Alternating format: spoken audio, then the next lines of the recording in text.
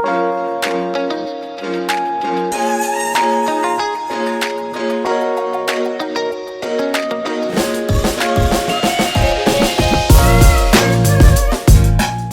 right, guys. Hey, Danny Gustin with Danny Gustin Fitness here with Dr. Joe Agostinelli, the owner of Adapt and Wellness, Physical Therapy and Wellness. Adapt Health and Wellness. Adapt Health and Wellness.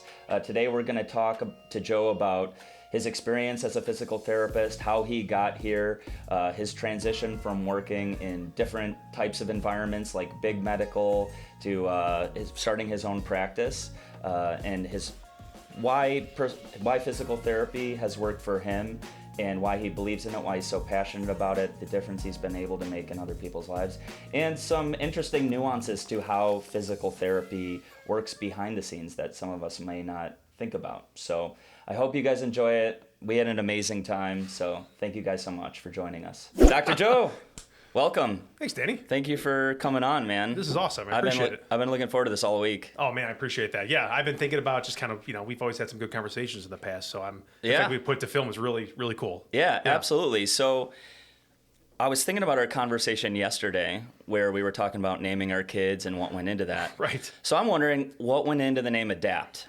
Oh, so, that's funny. There was a lot of back and forth on it. I mean, I was sort of hatching the idea for a business for months and months and months. And so I was literally just sitting on the couch with my wife and we were just bouncing ideas back and forth. And that one just kind of came to fruition. The PT and Adapt is for physical therapy. So trying to kind of tie that together. And it just sort of blossomed from there. It's kind of the same thing. It just rolled along, and then poof, there was a name, and then said, okay, that's good enough. We just kind of rolled with it, and then it was on to the next thing. Yeah, like making any business. Yeah, I feel like so often it just has to be like, is it good enough? Yes. Yeah, because you're tired of thinking about it. It's so easy to not like baby names. No. Exactly. Yeah. Seriously though, you hear it a couple times, you're like, yeah, that sounds pretty good. Right. Although that did not work for my son Jamie because my wife and I were going through the names. His name's James. Mm-hmm. And we're like, yeah, James, that Strong sounds name. good. Yeah. Okay, James Daniel. We came up reasoning behind it, all that. And then I would just be sitting at the house on the weekend just going, James, come here, James. And then before I knew it, I did not like the name James. So I go to Crystal, I said, we can't do James anymore. Scratch that. And then a couple months later, she goes, Jamie's a cute nickname. I go, okay, back to James. Yeah. And then... Because you pull James out when you have to do the James thing. Exactly. Yeah. Or if someday, Jamie is too cute of a name, he can be, I'm James. Nice to meet you. I was just telling a patient earlier that because I'm Joseph, so I go by Joe. Yeah. And I haven't been a Joey since I was maybe like 6. Like right now, my mother and like my mom's next door neighbor are the only people that call me Joey anymore. Okay. Because to me, it feels like I'm 5 years old again, and I'm too big of a guy to be a Joey anymore. Yeah. But I had a classmate in PT school, and her boyfriend was always Joey for years, and she'd always talk about Joey. It's like he's like 24 years old. But hey, you feel good with your name. It's just for me, the Joey never fit. Joey didn't work. No, never did. And for me, it's the opposite. I've been Danny. I mean, some people call me Dan. Yeah. But yeah, Danny's been or worse. What'd you say? Or worse, yeah. A lot of the time that. But yeah, Danny, I don't know. For some reason, I've always felt like a Danny. So I guess it just depends on what you feel, right? Absolutely, yeah. So how did you end up getting into being a PT? Like, did you always know? Was it? When I started PT school, this is back in 2001, one of my professors said the two main reasons people go into physical therapy is that they have either had it themselves or they have a family member who does it. Because it wasn't as as known 20 years ago versus now. I think there's so much more, they're more ubiquitous in culture. More people have been to therapy for various things. You see them at every street corner, but I don't think that was the case 20 years ago. Yeah. And I don't really have a good eureka story. I was the former in that scenario. I'd had PT a number of times from injuries over the years, a sprained ankle, a bum knee, a crooked neck from football and different sports. But the way my dad tells it, I apparently was at high school, and the recruiter from St. Louis University came along, and I came home and I said, I want to be a physical therapist. And my dad went, okay. And that was literally it. I first started looking at colleges for journalism, and I was recruited to play college football, so that was kind of guiding my choices. But when that just sort of popped in my head, that was kind of it. So again, another kind of boring story like my business name. It just sort of happened and went, all right. and we move on.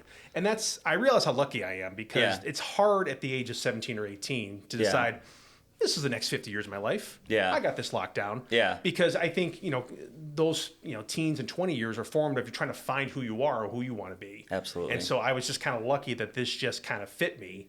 And I haven't really regretted it or looked back. I mean, Absolutely. working in healthcare is tough. Yeah, And for for sure. a number of different reasons. But I think the successes and the rewards of it have really kind of carried on. And it's suited me really well. That's awesome. Yeah, Yeah. and I could especially see it having to require more faith to do something like being a PT, because you're ending up getting a doctorate, and it's not like you're going from PT to I'm going to be in HR, Right. or PT to I'm going to be on this different part of the corporate team, right? Yeah. You're kind of in the realm, I would imagine, of either PT or administrative, right? Yeah, pretty much. I mean, so the funny part is when I started PT school, they only offered a master's program. They actually switched to a doctorate while I was there. So I had to get both if I wanted to. I didn't have to get both, but I felt like if I was going to get the doctorate, I had to get it at the time. And, Okay. it's interesting you mentioned that, because at that time, yeah, either you were a clinician or you were an administrator. Those are sort of your two options with that level of training. And they don't give you a tremendous amount of business training in graduate school, because they're so concerned about jamming as much healthcare information in your brain so you can pass your licensure exam. Yeah, that makes sense. So most healthcare providers, I think, sometimes struggle going into the business world if they need to when they get into their professional lives. Yeah. Because you weren't trained for it. You're trained to be a clinician and to work with patients and to expand your skill set. And so all my business training and all the things that I now use to run my business here is pretty much stuff I learned on the fly, and taking my lumps, getting promoted, and stepping into those roles just because I felt like something I could be good at. Yeah. And then you sort of take that skill set and evolve it, and now I have both the business arm and the clinical arm. That's just part of my professional life. And do you like that part of it, that you're getting your hats on a little bit of both rings? Yes, ultimately. I think because it's been able to allow me to control my own destiny. Because inevitably, when you are solely a healthcare provider, I mean, on the one hand, you're always going to be autonomous to treat your patients and treat them how you want to treat them. Sure. And so that gives you a sense of control for your whole day. But from a employment perspective, you're still going to be beholden to someone else calling the shots. And so if you want to have any say in the how of the operation of healthcare, having some sense of business is important. So whether that's in the machines of a larger company, but still being able to dictate, productivity metrics and, assessing cancellation rates and being able to determine what appropriate pay is and bonuses for your staff and things that I did when I was part of a larger machine. Yeah. You could do those things and have that say, or you can go into private practice and be your own boss and be an entrepreneur in the way that you can. So that way you have control over your destiny a little bit. So for that, especially for where I came from, I've really enjoyed the challenge of it, because at least I'm in control of my own destiny now. And I wouldn't have gotten here had I not gotten that experience just on the fly from where I was before. Dude, that's awesome. And hey, congrats, because this is what month? Well, I think we're almost at month 5 now. Month 5? I started February 12th was my grand opening here. So I got to do math now. So yeah, about 4-ish months since I started. Yeah. It's flown by. It seriously has. Yeah. And we've absolutely loved having you here. It's a godsend. Well, it's just, it was because I have a lot of patients say, how'd you end up here? And so, that was a process over a year and a half, where I was kind of looking for things and trying to find the right fit for myself, because I just felt like this is the time for me to try something different from where I was. And nothing really felt, really easy. It felt like it was going to be a lot of challenges. Not to say challenges were bad, but it felt like I was really reaching or sort of straining to say, well, I just need to make this move. Yeah. I need to get out of this situation and make this move. And I had my dad tell me something that's really stuck with me, which was that you don't want to run from something. You need to run to something. Yeah. So even though you want to get that. away from the thing that you're really struggling with, if you're running away from it, you may run into a worse situation, because all you're thinking about is what's behind you. Lot. And so, that caused me to really think, well, where should I go? And I looked at subletting with some physicians, and then I also looked at some smaller practices that were, 2-3 therapists, maybe joining onto them and like being a part owner sort of thing.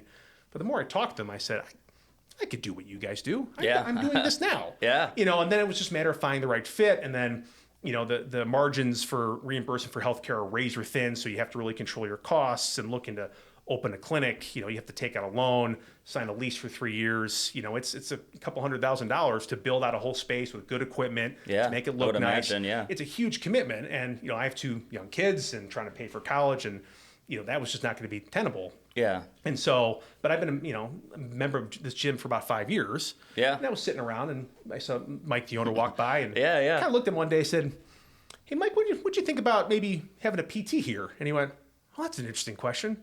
And then in a month we had a contract. Yeah. Because it just fit well. But what inspired me to even ask him is knowing that, like, we got you here, got the other trainers here who are fabulous. Yeah. And I've as a member, I've watched you guys work with your clients, and you're not sort of doing that kind of meathead thing of like just pick up the weight a bunch of times and then you're good. Like, you're actually talking to clients and trying to get a sense of what they need and tailoring it to them. And not everyone does that. And I appreciate that as a provider. Yeah. Well, because when I would send patients for personal training, I kind of go, "Good luck." Yeah, and I always offer to say, have them call me, because I'm happy to advise on what we worked on together, so that way nothing bad happens.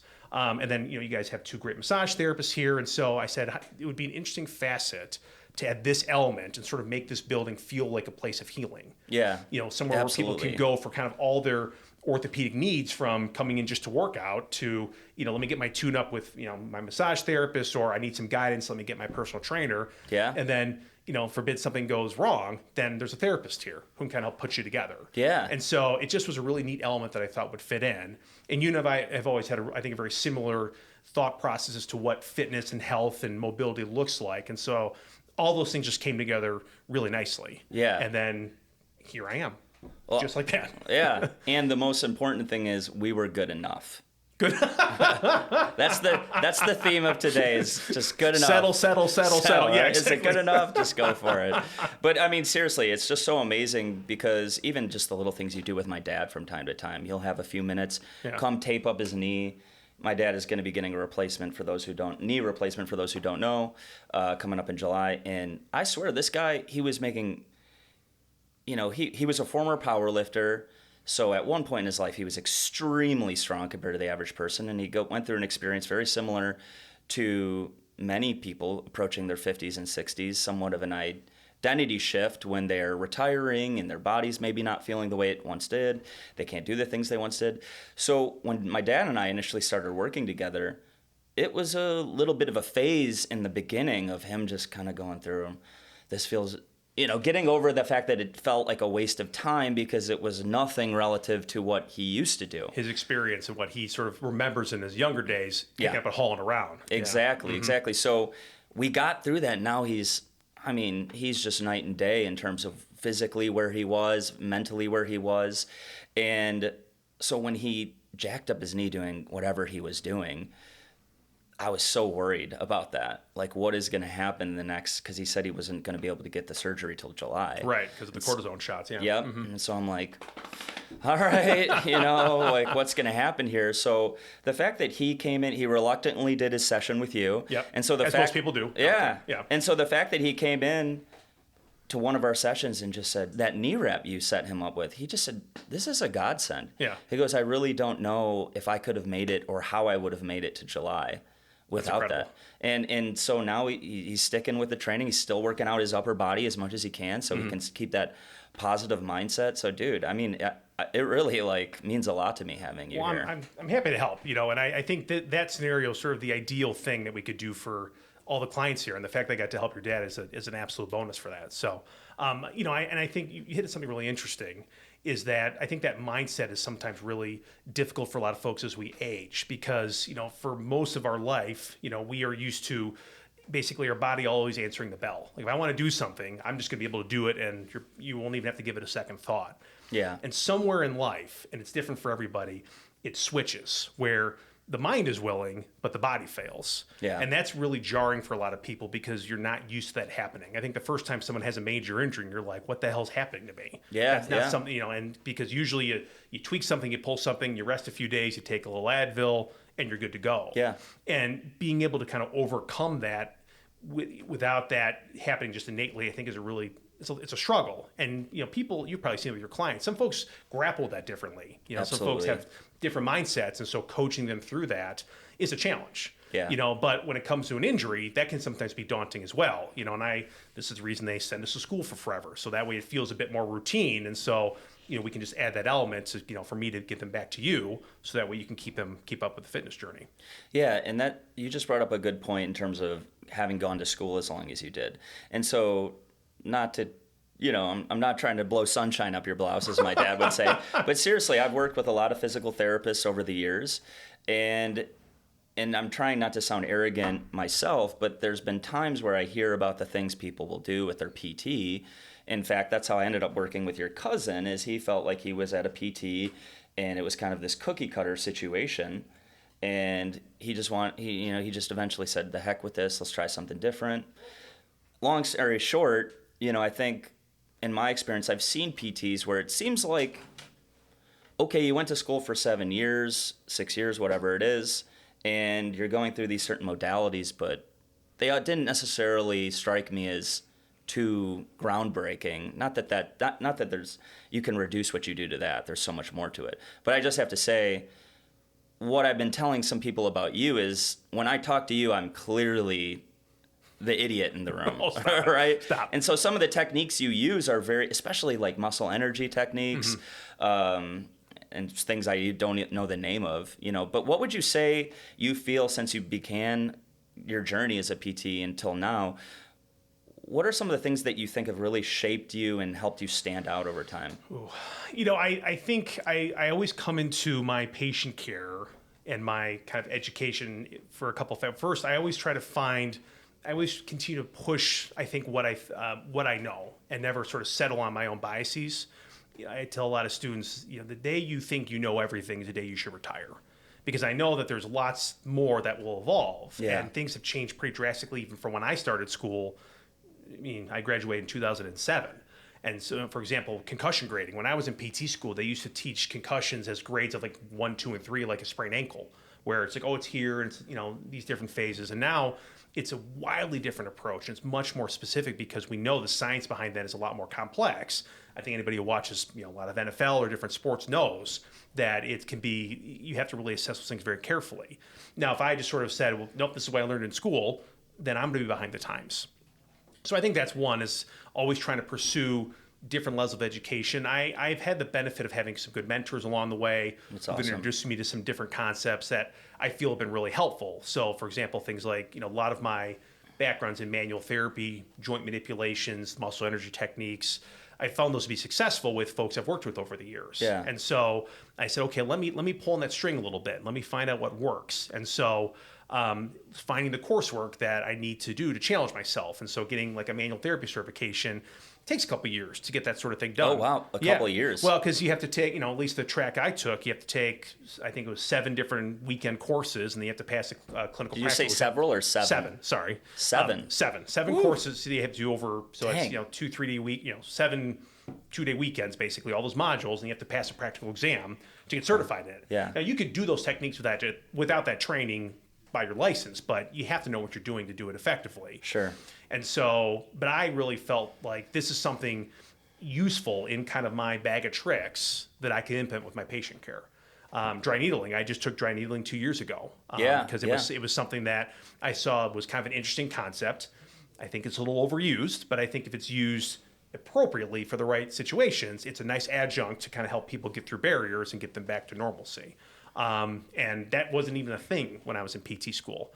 And so again, finding my mentors and folks that are around me who use those tools effectively sort of inspired me to say, well, I need to learn how to do that because I think it could be useful in my practice. Yeah. There might be folks who have a clinical specialty beyond what I know. I'll use pelvic health therapists as an example. It's a really useful adjunct of therapy. It's not something that I really have a passion for. That's when I say, hey, I got a colleague who's great at this. Go see this person. I think it'll be helpful. That's awesome. Because I know, I also know when my skill set sort of at its limit, and it's the most responsible thing for me to say, this person here I think can help you. So go into their office and have them apply their craft. So for those who don't know, what could you just layman's terms describe dry therapy or dry needling? Because you did it to me one day when I came in and oh my gosh, my trap was just so tight. Right. And it really did make a difference. It was a little uncomfortable, Yes, but it definitely made the difference. Now I will preface this by saying that I have a fear of needles. Okay. I'm a fainter. Yeah. And so I'm fine doing it to other people, but if it's done to me, I go on the ground. Yeah. And you need a tow truck to pick me up afterwards. So it was an adventure for me to get certified. But very basically, it's most akin for what people know out there is to acupuncture. Okay. It's a similar needle, But with dry needling, you're trying to assess different trigger points in muscles. So kind of that knot sort of thing you feel, Sure. that's essentially a trigger point. And when those are active or kind of turned on, not only is it tender or even just aching at rest, sometimes it can refer and spread everywhere. Yeah. And that's really where dry needling has its best indication. So I literally take that acupuncture needle, I find that spot, and I pierce it into the muscle, and I basically oscillate it up and down. I know. For about 15 or 20 seconds, it gets a big twitch in there. The goal is to get the twitching to settle and essentially fatigue the muscle and kind of loosen the trigger point up. And then we just do some real basic mobility with it to sort of retrain the nervous system to say, don't be so heated up. Just take a chill pill. Yeah. So I will say the training I learned is a specific sort of technique. There are numerous different techniques for dry needling that folks do. There's a couple out there. There's Kineticore, there's IDN. I learned something called myopane. Okay. So there's a bunch. So you might get myopane. Myopane, yeah. So you might see a therapist who does it differently, and that's maybe just because their training is different. And one isn't necessarily better than the other. It's just different techniques. Okay. So that's the long and short of what dry needling is. And I'll do 2 to 3 muscles in a certain session.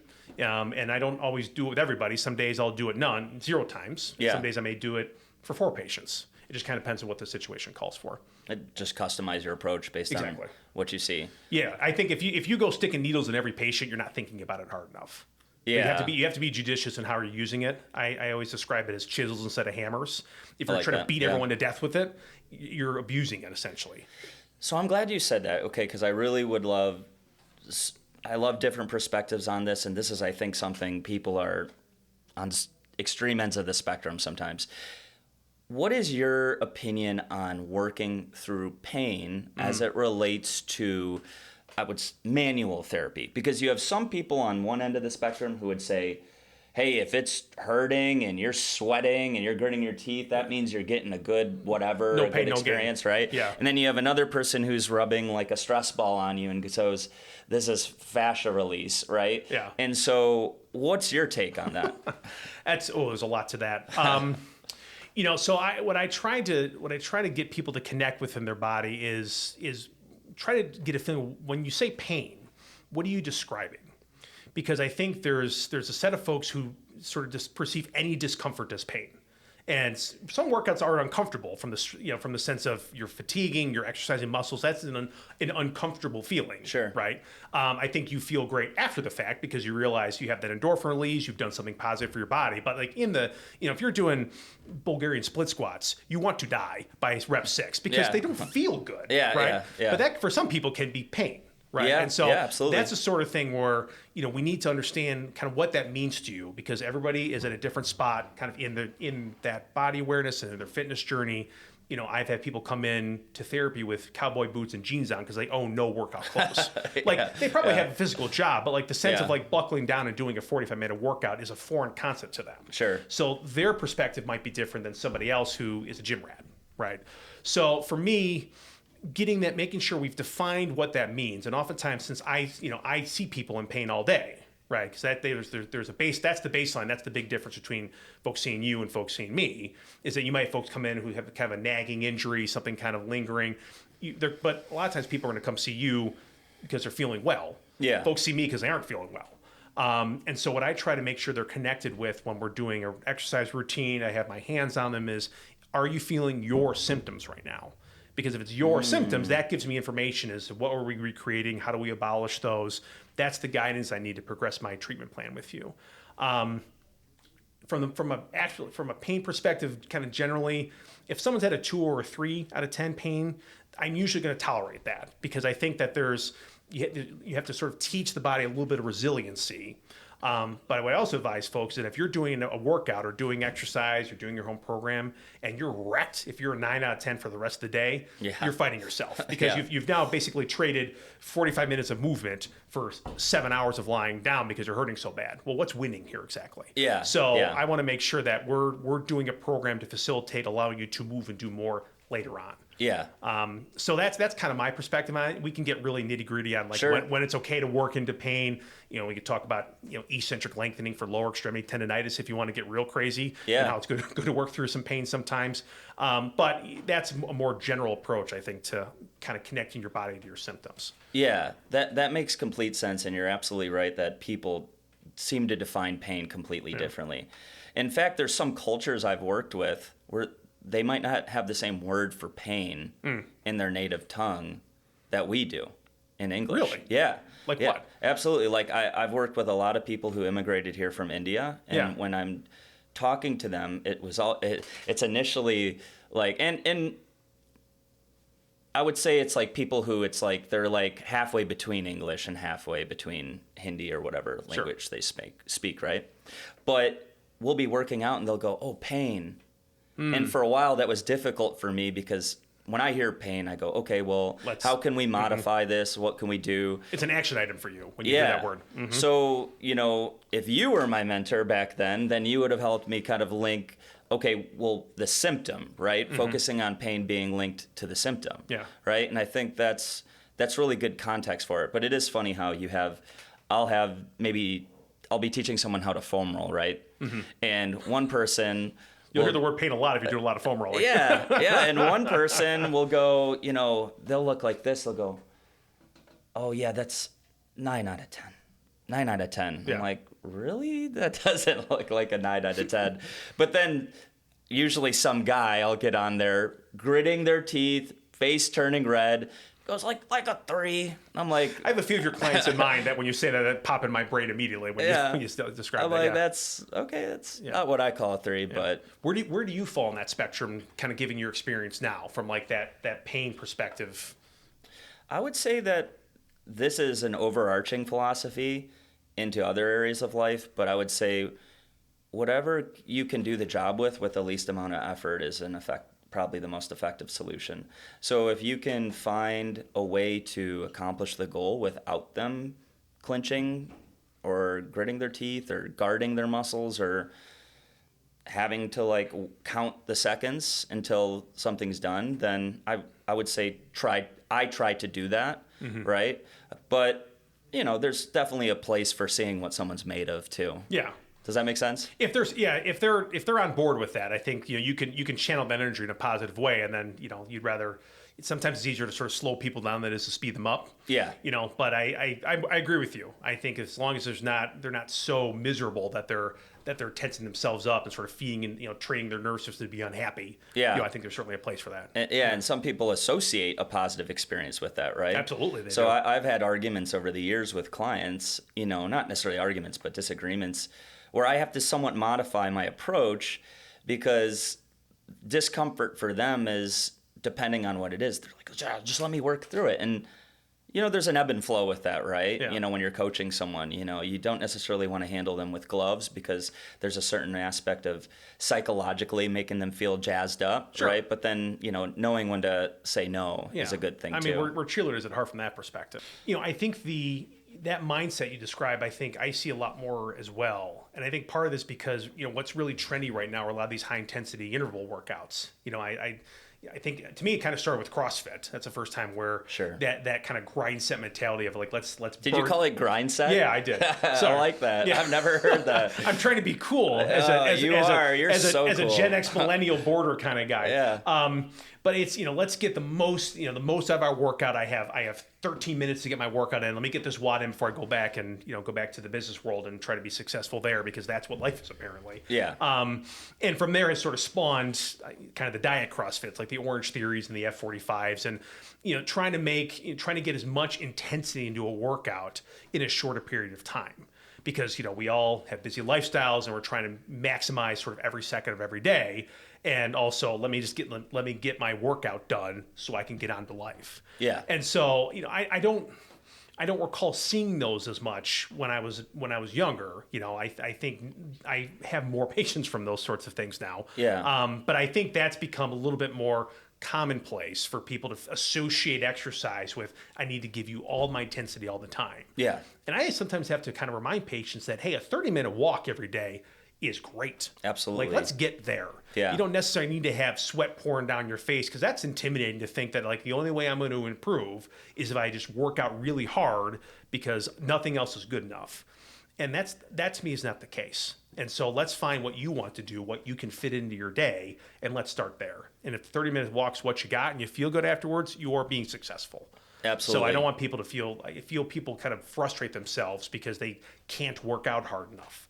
And that's not a thing in my perspective. You need to keep people yourself moving in a way that makes you happy, that you can get in and you're going to see success. Yeah, and it's absolutely relative to what you want to do, right? So the way that someone who just wants to maintain their health as they age is going to be a completely different training protocol to someone who wants muscle hypertrophy and really is trying to put 10 pounds of muscle on. Absolutely. Or how a teenage athlete can train versus someone who has a knee replacement but still is it's all over the place. I'm curious if you've gotten this question. Have you ever had a client ask you, what's the best exercise I could do? What's the best thing for my health? A lot. What do you tell them? The best exercise, I would say, first off, there is no best exercise. And second off, it would be whatever best exercises there are for you in this moment. Exactly. I said the one that you will do consistently. Yeah. Because if I say the best exercise, walk on your hands everywhere. Yeah. Well, I don't want to do that. Yeah.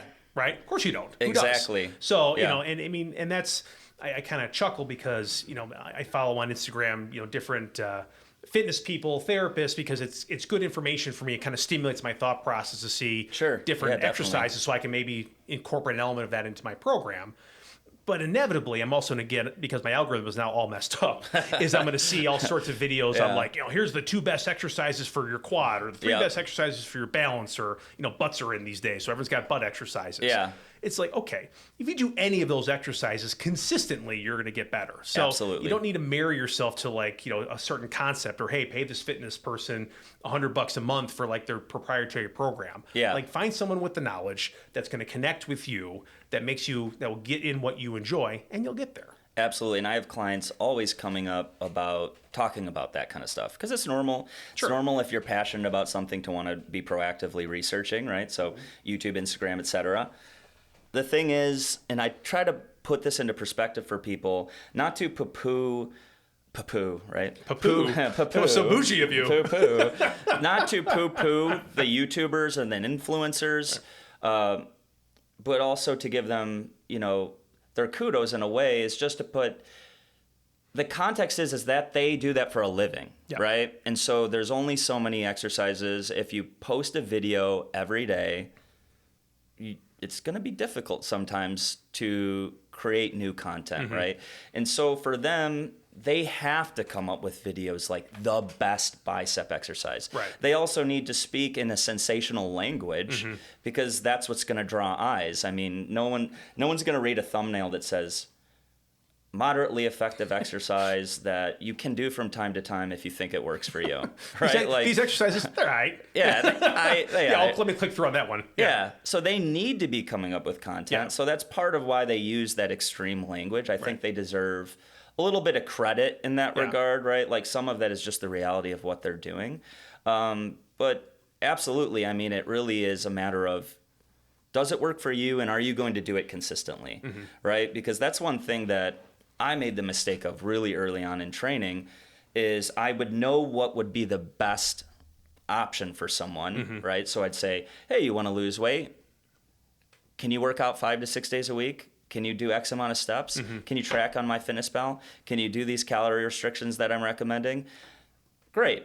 How many times do you think that actually worked out that way? Yeah. Right? And so not only was it ineffective, but I actually was a detriment to their success, because I created this paradigm that in order for them to be successful, they need to operate at this extreme, right? Or in this most effective strategy. Right. Where what's interesting is I've gone the complete opposite direction the longer I've been doing this, as far as fitness coaching, nutritional coaching, just mindset, because people ask, well, what's the best plan? It's the one you can implement, right? So it doesn't matter whether swimming's effective. If you don't actually like getting wet, then you're not going to be a good swimmer, right?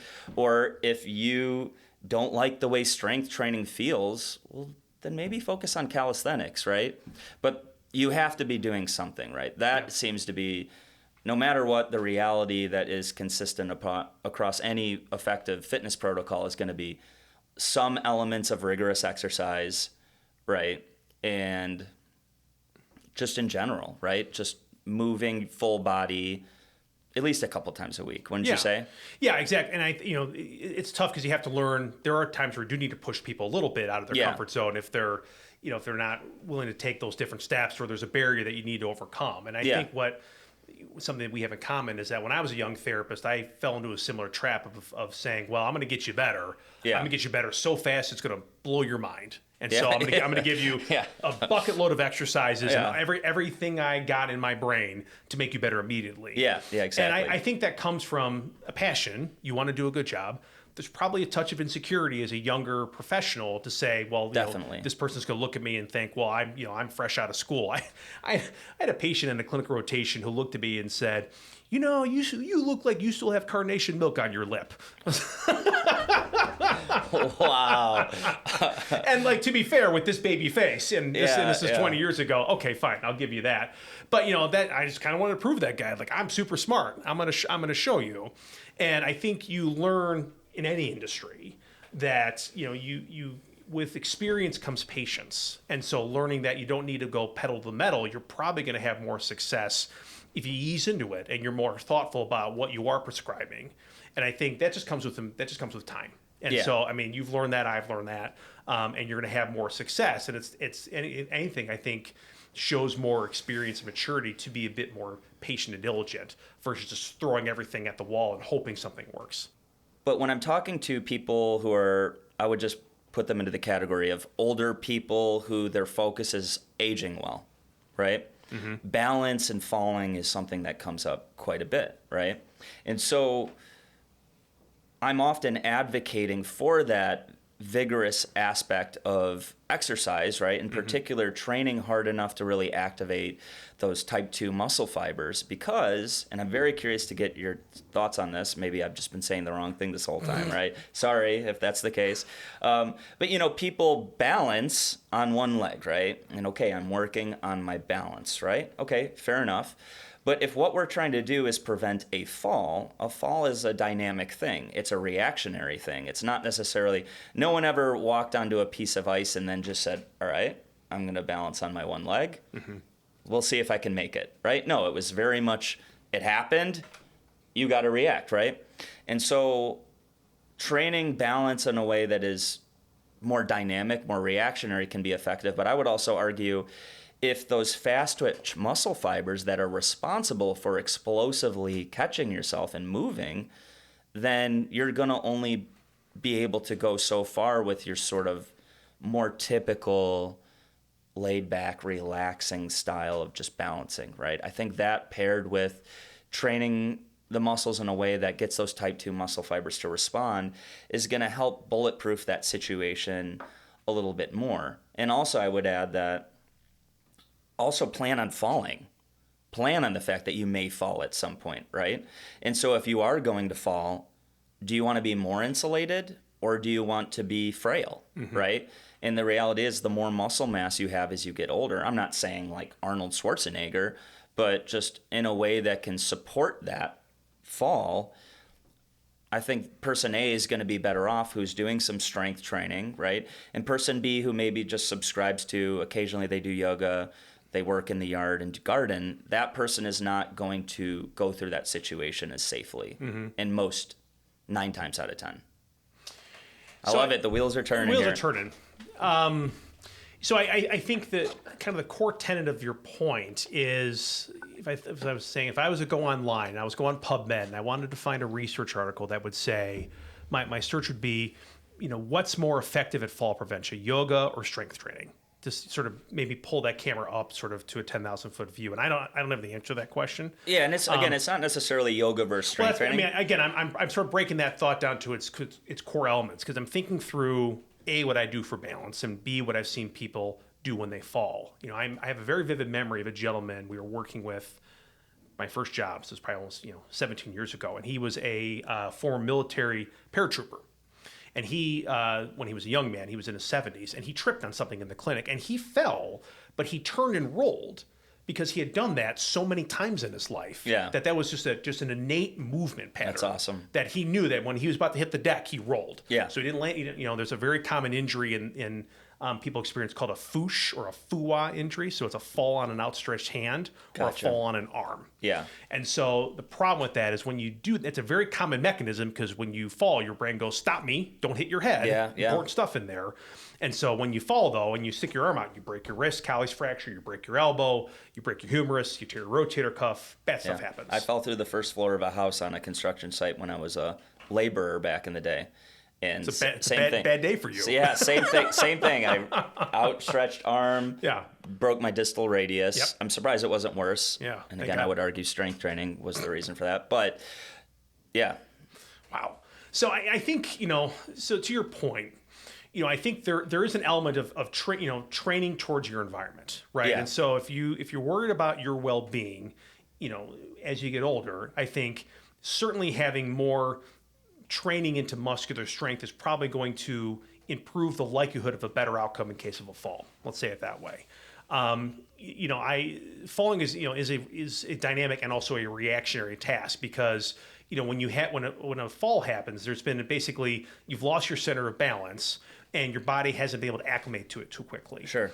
And I always I tell patients there are three senses we use for balance. There's your visual sense, there's your eyeball saying where am I in space. Yeah. There's your inner ear, which is your vestibular sense. So as you move your head around, you're those little odorless slide in your ear canals and tell you where you are. And then there's your proprioceptive sense. Your joints telling your body where they are in space. That's how you can close your eyes and still touch your fingers together. Your brain knows where your fingers are. And so those senses can sometimes lag in the cases of arthritis or injuries or even with some older age, those processes slow. And so your ability to recover is delayed. Yeah. And so there are balance centers out there in therapy that actually, they have a setup where they actually have a patient wear a harness that's tethered to the ceiling and they work on like nudging people and getting them sort of practice to be able to adjust that change in their center of gravity. And then if they lose their balance, the harness catches them. Okay. So it's how they retrain basically. Ah, very cool. So to that sense, you're trying to train towards the activity. So in this case, let's get better at balance. But I think, overall, improving your lean muscle mass and your overall strength has a host of benefits for your well-being, just in terms of your quality of life and for folks with osteoporosis and all those different things that it feeds into. Yeah. So, I think yoga has a similar perspective, or maybe a non-weight bearing, let me rephrase that, a non-resistive type of exercise, has different benefits for maybe some of those balance senses. Yeah. But I think, if that was your sole activity, I think that's fantastic.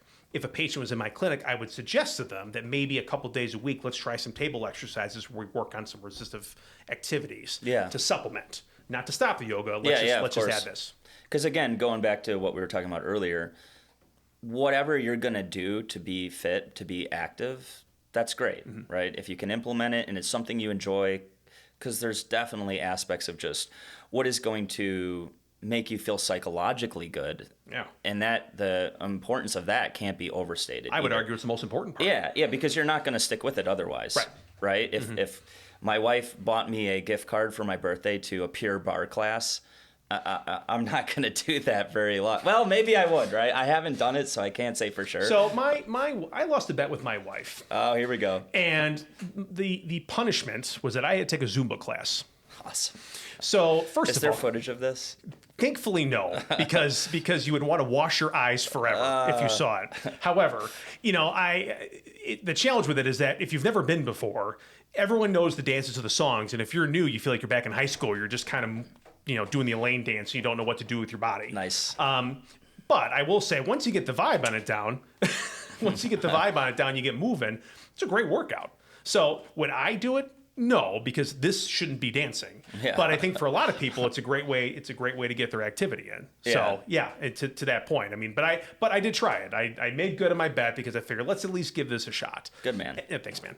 And frankly, it's good for me to know because I'm inevitably going to get a patient from it. And so it helps me to understand that's a good point. What do you need to do? And if I've lived that and I've walked a bit in your shoes, then I can at least better understand how I need to get you back to that activity. So it's good to challenge yourself a little bit. So speaking of enjoying exercise and kind of using that and the purpose behind it, but also the enjoyment factor of it, how do you go about your own workouts? Because obviously I see you in here, right? So how do you go about choosing Not as much as exercises? I'd like, just because thankfully I've been in demand. A lot of patients have come to see me, which has been great for my business. But with that, unfortunately sacrifice my own workout time, which is a terrible thing for me because I need to practice what I preach. When Understandable, I was a high school football. It's a season, right? Oh yeah, absolutely. And trying to set my own boundaries and making sure that I'm thinking about my well-being because I have to be my best self, much like you do. Yeah. For your clients, you have to sort of leave your problems at the door. Yeah. Because when a client comes to see you for an hour or a patient sees me, yeah. that's sort of a highlight of their day. I use that word loosely depending what they're seeing you for. But that's an experience they expect out of you. And even though it might be the 9th or 10th experience you have that day, for them it's the only one. And exactly. So you need to rise to the challenge. And so well said. Thank you. But to that end, you got to take care of your own body. And so I have sacrificed my workout time, which I can't do. I grew up playing more sports. I played football the latest in life, so probably being in the weight room is where I feel most comfortable. So I used to, when my last job, I used to come here 5:30 in the morning, and I would do kind of 5-6 days a week. I would alternate a push pull leg day, barbell, dumbbell, body weight, all that sort of stuff. Probably not as much cardio as I should, but I would try to maintain a pretty decent pace. Yeah. And so when I set my schedule here, I said, okay, let me set it up so I can have an hour and a half in the middle of my day. And I would use that either for marketing, because the lesson I learned the last time I opened a clinic was if you don't set yourself time to go out and sort of shake doctors' hands and remind them that you're there so they continue to send you patients, they forget you exist. And then your business slows. Yeah. And so, I didn't have time in my day when I got really busy to go do that. And so I have those blocks for that reason.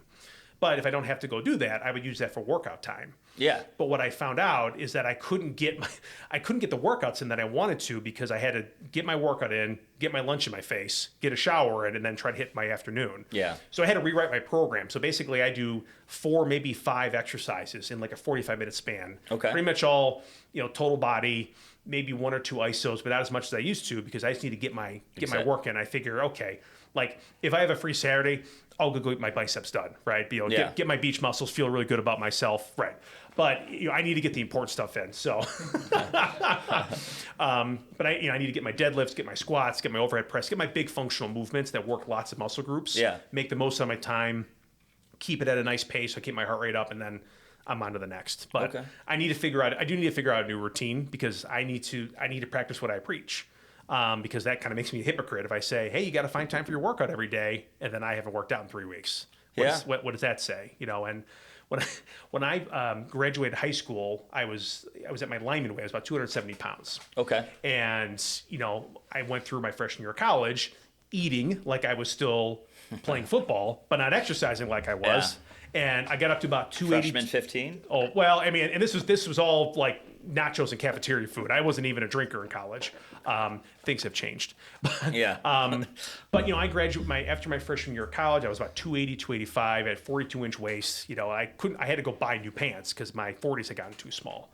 And I'm sitting in my basement. My dad comes downstairs and he says, if you're going to go into physical therapy and tell people to exercise and take care of themselves, you should probably look the part. Oh, dang. Leave it to a dad. And I went, that's a good idea, actually. I don't know why I never thought about that. Yeah. So I lost 30 pounds that summer because I was like, I should probably be better. Right? Yeah. And I'm certainly no aesthetic god here. Yeah. But I think at least I feel I can get off the floor without making a bunch of noises, which for almost 41-year-olds it's a good is benchmark, not bad. right? Exactly. And I do make a couple dead noises, but not too many. But that's my workout in a nutshell. It's probably I can run a 5K if you ask me to. I'll get in the weight room, and that's kind of what I enjoy the most. Okay. Yeah. That's awesome. So you played football. Yep. Did you play into college? I got recruited to play in college, at mostly D3 schools. Okay. But with where I went to college, part of what was so appealing is that I got into what's called a direct admit program. Okay. Which means you get enrolled into graduate school as a freshman. Which means I didn't have to take the GRE. I didn't have to reapply. I just rolled right through. That's so cool. And so, like probably need to be smart to do that, but still very cool. Well, sure. I fudged my application. They never asked. It was great. Oh, of course. So my senior year of college was functionally my first year of grad school. It was all PT classes. So, the nice thing is that, it's an aggressive pace because you're taking 17 or 18 credits every semester to get all your prereqs done. But the flip side is, again, you don't have to reapply. you get done a semester early, so you save on tuition, Yeah. and you're out and working. So Absolutely. I was my first job. I was 23 years old with a Wow. master's degree, didn't know a damn thing, and It's impressive. And away I went. So, but I had to give up football for that because they didn't have a football team, which I do not regret. I liked playing football. But when I was going on these recruiting trips, those guys loved playing football. Yeah. And I remember going to these different schools, and this is back in 2001, and these guys were all talking about playing for like the Arena Football League. It's like, okay, well, I mean, you're not making, that's not a full-time gig. You're not making, a ton of money, I don't recall, but I don't recall feeling like you can make a lot of money. So you still have to have a regular job on top of just abusing your body for this, because it's a tough sport to watch. Those guys are crashing in the boards. Oh, yeah, absolutely. The turf's hard on you, all that sort of stuff. It's like football with hockey somehow. Pretty much. Yeah. And I like everybody loved the games and loved being on the team, but practice is kind of like, no one likes practice, right? Yeah. Allen Iverson said it best. So, for me, it was a pretty easy choice, and I don't regret not playing. I got what I needed to out of it, and I found some intramurals in college, and that was good enough for me. So you mentioned not drinking in college. Right. Yeah, I cut you off. It's such a foreign concept for I know, folks. you weirdo, right? No, I'm just kidding. It's funny. I sometimes feel like I am both 10 years older and 10 years younger than my stated age for a number of reasons. I'm an old soul, but I also need to sometimes work on my maturity. But one of the things was I was never a party guy. I always felt super fish out of water being in public places. I was very shy for a long time. Couldn't talk to anybody, which, considering what I do for a living, is actually kind of hilarious. Yeah, it's kind of hard to believe. I'll tell you. But yeah, it just was never a culture I really wanted to pursue. And even at my university, there was a floor on campus where you would basically sign a waiver or a contract that stated that you would not drink or do drugs, and you could live on this floor. And the plus side was that it was the only co-ed floor on campus, and they had a lounge with like a little kitchen and a TV and stuff. That was the flip side of it. Yeah. And that seemed really appealing to me. Yeah. I forgot I couldn't talk to girls yet, so the co-ed thing didn't really work out for me. But the if lounge only you had alcohol. If only. See, this is the fatal flaw in my logic. Exactly. Again, it's amazing I got into college. I wasn't the smartest kid. No, but I lack some of the sort of the social maturity and education, and so. I just felt always uncomfortable around that scene. I remember I was at Drake University for a college visit, and they all took me to a big party at the football house, and I literally stood by the keg, sort of with my arms at my sides, for 5 hours and didn't move because I didn't know what to do with myself. Brutal. Thankfully, everyone was actually very nice to me. No one like shoved a solo cup in my hand and said, "Come on, you need to be drinking." Everyone was very nice, but I was like, I just need to get out of this house. It was also January, so it wasn't like I can just walk around outside because it was freezing cold in Iowa. Yeah. And basically that was it. So yeah, I didn't have any alcohol through my whole college experience, even after I turned 21. It just never really appealed to me. So when did you make the turn? When I started working. There we go. I started working with patients. Kids, right? No, long before kids. No, I mean, again, everyone sort of gets there at their own pace, but it's never really sort of attracted me for whatever reason. Yeah. Okay. Yeah. Yeah. So when did you make the turn? Like officially? Yeah. Oh. Or were you joking about the work thing? No, I was not joking about the work thing. Okay, Absolutely 100% true. No, I like everybody else, I sort of jumped on the craft beer boom, and that sort of was my gateway drug. And now I have a whole bar downstairs when we did our basement. So, nice. Yes, I'm making up for lost time. There we go. Well, I'm proud of you. Thanks, man. So you've mentioned on multiple occasions your dad. So what's the role your dad has in your life? I mean, obviously he's your dad, but it sounds like in some ways he's influenced a lot of your decision making. Well, he's also right now my finance guy for my business. So he's the one that when I send all the insurance claims in, he's the one moving the money around and assigning all those to the right places so I get my billing. Wow, that's great. Well, he's retired 2 times because the first time didn't take, and so but I think this has been it feels like this has been a good match. He's a financial guy. He's got his bachelor's degree in accounting. He's a CPA. Got his MBA from Northwestern. I think a lot of I think my motivation and a lot of my inspiration to sort of trek on my own and control your own destiny came from both my folks, and talking about my dad specifically.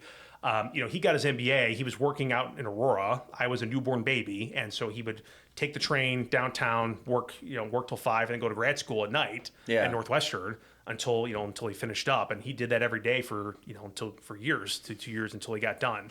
And so that's impressive. Yeah, and he got his first CFO job at the age of 35. He was a CEO of various companies up until when he retired, both after the first and the second time.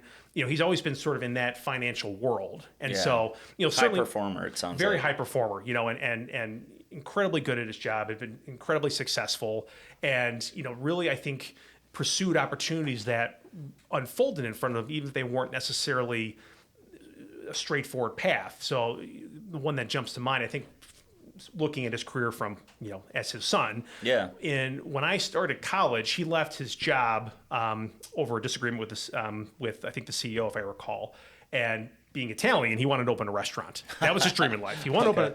Didn't know anything about food service, but he will do a tremendous amount of homework to understand the business. Okay. I've learned that now. Yeah. Seeing what he's learned about healthcare, it's a riot to see how much he's evolved in 4 months. Wow. Because he's gripping at things that took me years to grasp. He's gotten in months. Yeah. Because he's got a business mind for it, and I'm just some healthcare provider. Yeah.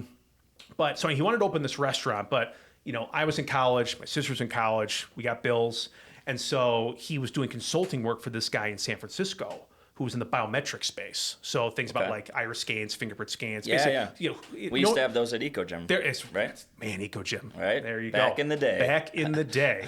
But anyway, that was his business, and so they did a lot of work, sort of just try to evolve this technology, a lot of military contracts, that sort of thing.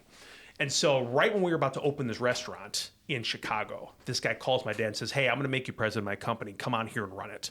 So he moves to San Francisco to run this company while we open this restaurant in Chicago. And so he's for a whole year while we had this restaurant, he'd work Monday through Friday, jump on a plane Friday night. My mom was sort of the after lunch to closing manager of the restaurant. She'd close the restaurant, pick him up from O'Hare. He'd come home and do the books, and then he'd be at the restaurant Saturday and Sunday, jump back on an airplane, fly back to San Francisco, and did that for a year. And does anyone else feel like a loser right now? And so, and this is the house I grew up in. Cow. Yeah, and that, but thinking about all the ways I could have gone bad, like he could have, stuck with the restaurant and blown that opportunity. And the reason I mention that is that space is where he basically, I think, had the most success in his career, from the opportunities that presented themselves, and I think in the biometric. Yeah, exactly. Okay. Yeah, sorry. In that biometric space, but he could have said, "Oh, I can't do that. I have to do this," for something that ended up not working, which frankly most restaurants do. That's not unusual, even for those who have the experience. Yeah. But he also had the wherewithal to say, "The money I have for this is gone. I'm going to end this experiment and go back to what I was doing before." You hear, these unfortunate stories about folks who feel really passionate about something and they're going to make it work no matter what. And so they start trading in 401ks and retirements and all these things to kind of keep pumping life into the business versus just having being pragmatic enough to say, and not having the ego to say, this didn't work. We have to sort of move on from this.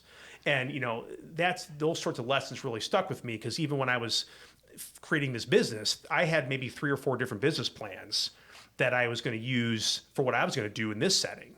But after talking to him about it, we said we couldn't make the numbers work. I said, I don't know how you're going to be able to make enough money to live. So we need to do something different. And so I could have said, no, I'm the best therapist ever. I will, my sheer charisma, my skill alone will take it to over the top. Yeah. But, seeing that experience going, no, we need to do something different. Yeah, because this guy knows what he's talking about. We can't run away. Again, we got to run to something. So I ran to a plan that made more sense. When we talked through it, and he said, okay, I see the roadmap to success. Let's go for it. Yeah. And so I think just, that business sense also married with a sense of ethics. He told me once that, he's had a lot of tough conversations with people because he won't bullshit you. I think it's the finance in him. Like these are the numbers. It's black and white, These are the numbers, right? And I think it's what frustrated him as a CEO sometimes, because when you run a company, sometimes you have to kind of push people, a little momentum to kind of get your way and kind of play the game. And when I worked at big companies, that exhausts me. I don't have the tolerance for it. Yeah. Just tell me what it is so we can move on together. Let's just get through it. Exactly. And so he would have those conversations with people, and he has been told in the years after, said, I hated what you told me, but now I understand why you said it. And he said to me a number of times, if I can look myself in the mirror and feel good about the work that I've done. That's awesome. And I think that's I feel that in my bones, because especially when you work with people, I mean, they're entrusting you with a part of their life and their their wellness and their well-being. and I have a family, and so I need to run my business with the sense of, am I doing the responsible thing? Because I never want to be in a position where I'm going to sacrifice what I feel is right just because, oh, sure, I can make a little bit more money if I maybe add this unit here or do a billing practice this way, which maybe per the letter of the law I could do, but it doesn't feel right. Yeah, absolutely. And so I want to put my head on my pillow and feel like I'm running a company, and I'm treating my patients in a way that I feel is most important for everyone's well-being and for, just sort of the highest sense of, again, that ethical standard. Yeah. And so that has sort of resonated with me kind of throughout. And so I remember him telling me that, and that has really stuck in my mind. Yeah. Gain the whole world and lose your soul, right? Oh, that's a much more succinct way of putting it the way I said it. Right, sure. And that very much comes through when you're dealing with your people. I mean, for how knowledgeable you are and how much I'm sure you have to squeeze into an hour, you very much personalize your communication with every one of them. I can tell you're connecting with them. And I can tell they're looking forward to seeing you. And obviously, some of that is even born out of what you said earlier, in that, whether it's your ninth person or not, you're the only Joe PT they're going to see for that day. Right. Right? Yeah. And so bringing it and taking that seriously, obviously, that's a big part of why you're successful. Well, I appreciate that. I think that's a tenet I found in this business is I felt like when people experience healthcare, because the margins are so thin, people are trying to win by volume. Let's squeeze 20 more butts to the door. Yeah. So that way we can, generate more revenue for whoever needs to generate that revenue. Yeah. And I think that's when people sort of feel like they feel like a number or a piece of meat. Yeah. And again, you have to remember what people are feeling when they walk to that door.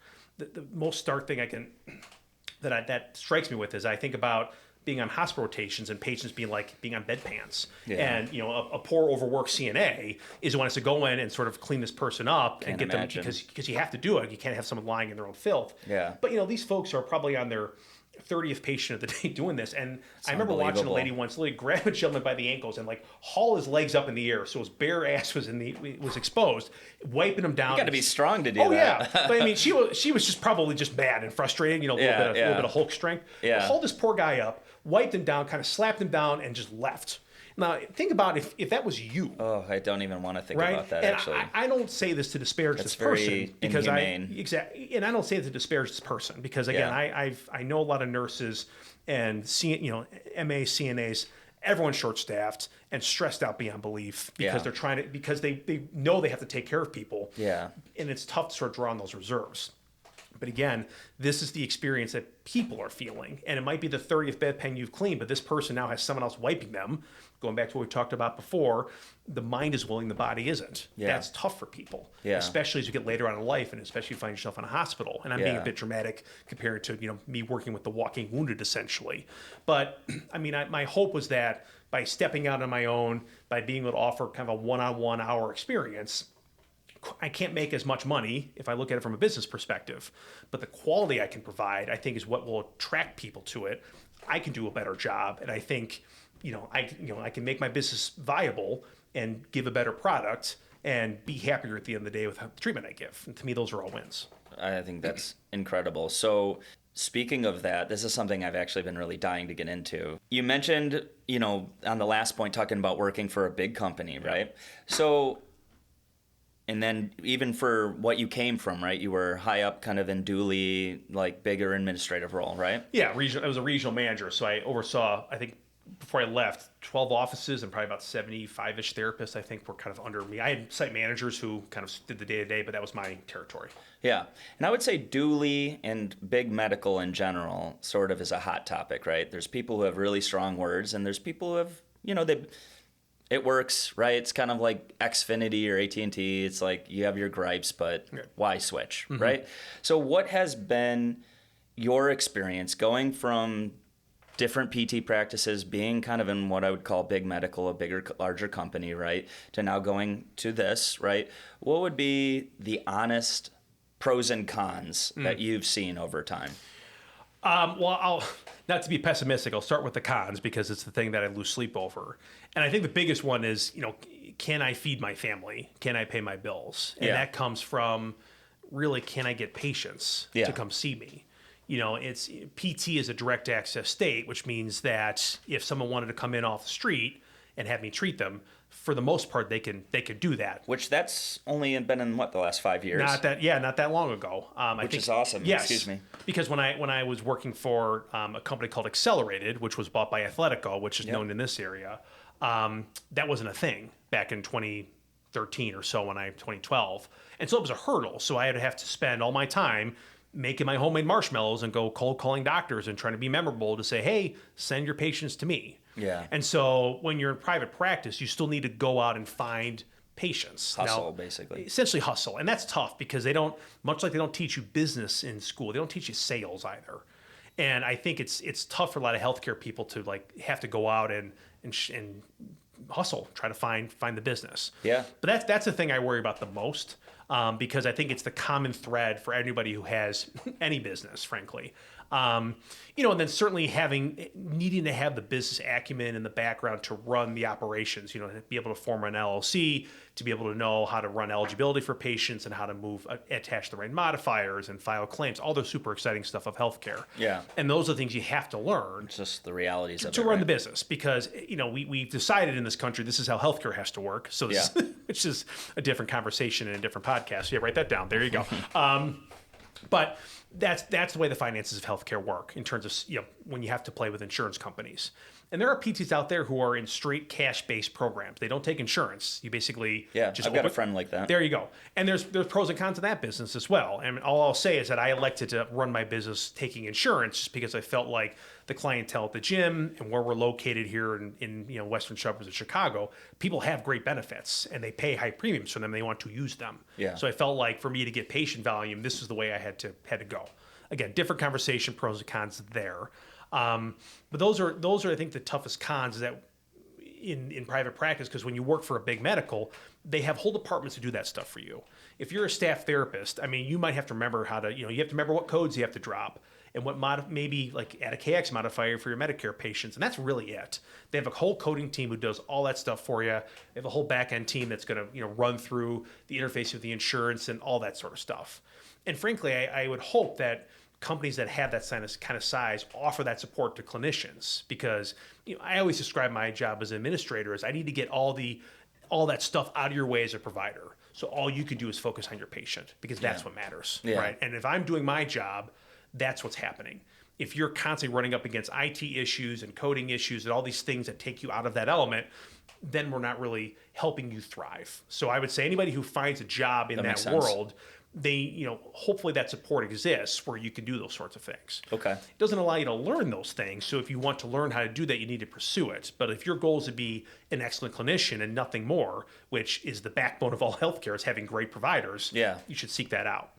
But the pros to it is, like we alluded to a little bit before, there's sort of less politicking and less sort of other stuff that just kind of distracts you from the goal at hand. When you work for a larger company, you turn into more of a battleship. Like you can change course. It takes a while because a lot of people will have to turn the boat, right? If I wanted to get one thing done, I'd have to ask 6 different people and try to get on a conference call and kind of coordinate it. And that just takes the red tape. And again, that used to really frustrate me until I had the thought, say, okay, I need to understand what this person's motivation is. If I'm trying to get my project done and I need an IT build, well, what is the IT person's, what metrics are they held to? And like, what sorts of things is their performance assessed on? Am I making their day worse? Or am I working with them to say, they need to be able to deliver a successful project and here's how that's measured? When I spoke to them that way, I found I was able to sort of get to the end task a little bit more easily.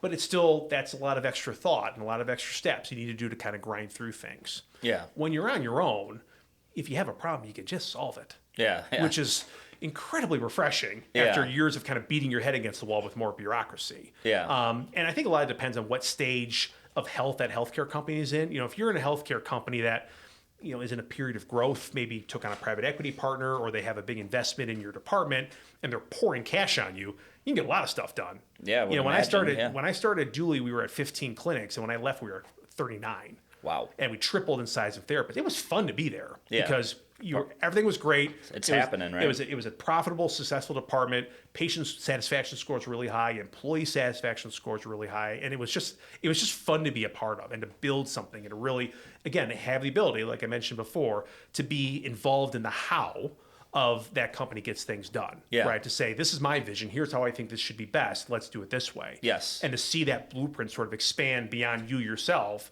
to see that influence on other people is really, I think, is really rewarding. Yeah. Because that's how you, as an administrator, get success. Because otherwise, you can look at success from what the spreadsheet says, but knowing that you have providers thriving in, taking their own manual therapy classes or something different and being better clinicians because of the environment you've created for them is really exciting.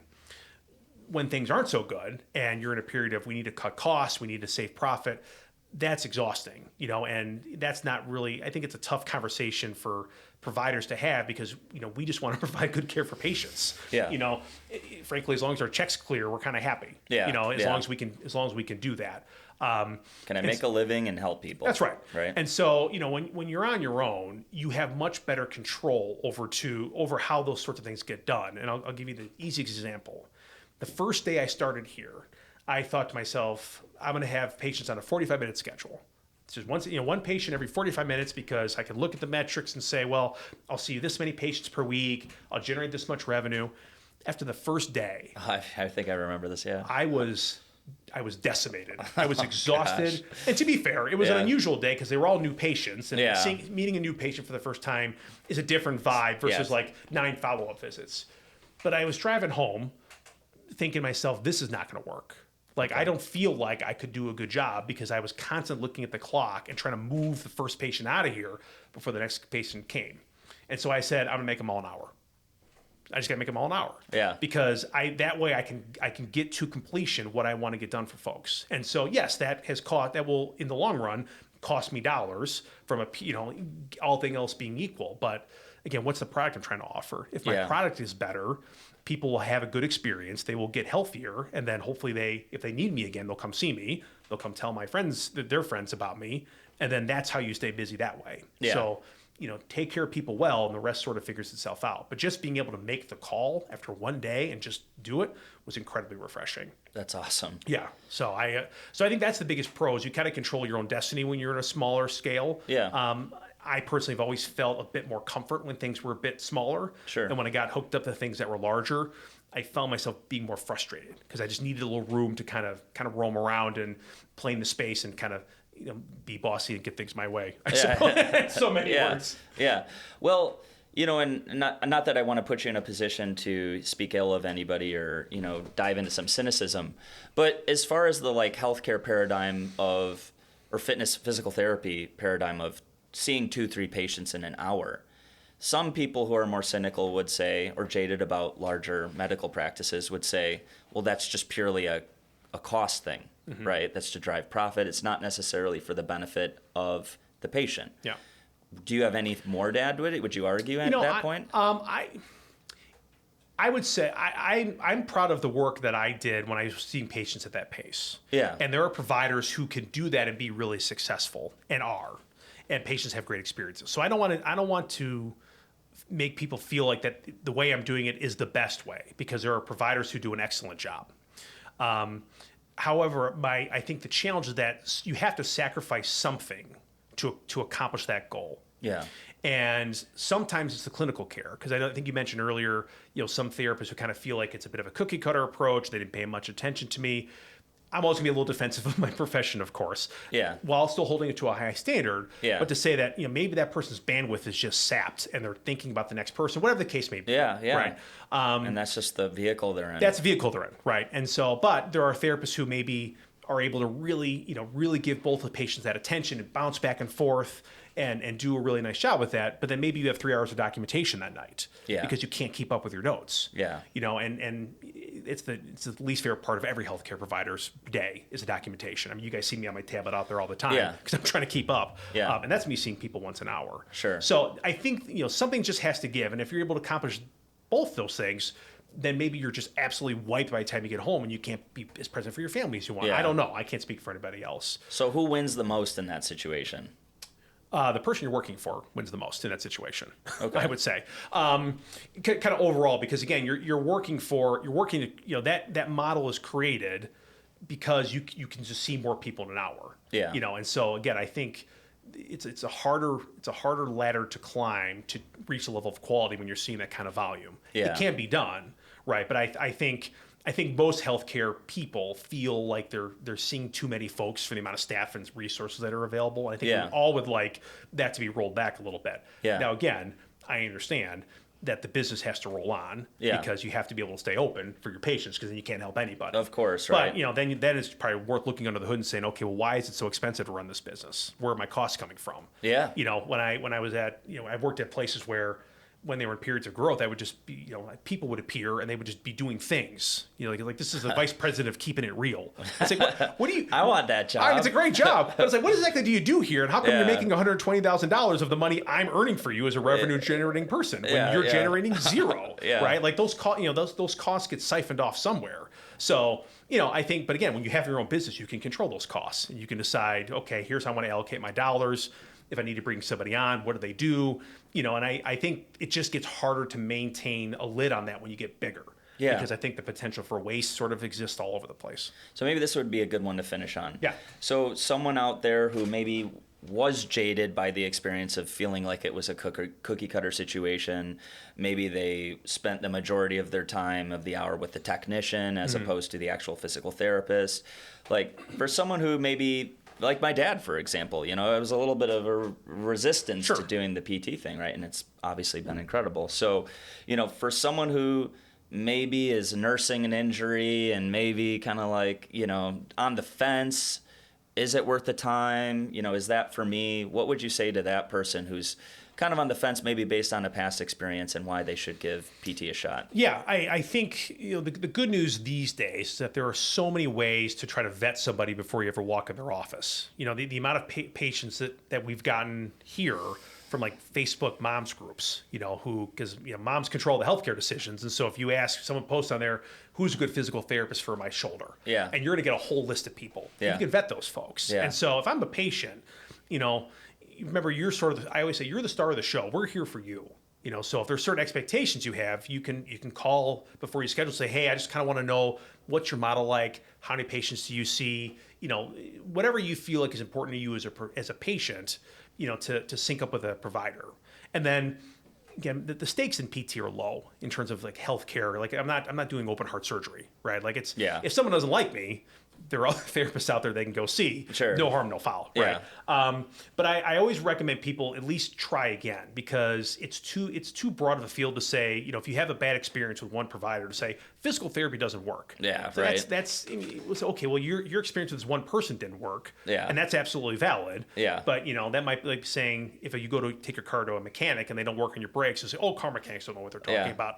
Maybe that one didn't. Yeah. Someone gave you a bad haircut. I'm not getting a haircut again. Ever again. Exactly. Yeah. You're going to be like Cousin It by the time, Yeah. Either that or you're going, at home with the buzzer, right? Absolutely. So, it's worth giving another shot. Lean on resources around you, folks who've had better experiences, online reviews, all those sorts of things. Sometimes your physician might have a recommendation for somebody. I find that to be really helpful, because I've worked with a lot of great docs over the years who I still have good relationships with, and they still send me patients. And, I feel grateful for that. But I think also patients feel a better sense of knowing they're going to have a better experience, because like, hey, my doctor kind of knows this person. Yeah. They just can't just scream and go somewhere. Like, you've already kind of starting behind the eight ball, because like the doc feels like, well, you should go wherever you go's fine. Like, yeah. But if you build those good connections and whatnot, like when I talk you guys up to my patients saying, hey, I've worked with a lot of trainers, these guys are great. And so, well, thank you. Yeah, no, and I mean it sincerely. And it's the same thing. I have, patients say, oh, personal trainers don't know what they're doing. They just have me stand there and do exercises and don't help. I say, well, you should try a different experience. It's the same thing in your world as it is in mine from that perspective. Okay. Yeah. Well, awesome. Dr. Joe, thank you so much. What a this pleasure. Has been awesome. I think I got through like half of it, so we'll have to have you back on, man. This was a blast. Yeah, anytime. I'm happy to do it. All right. Thank you so much. Awesome.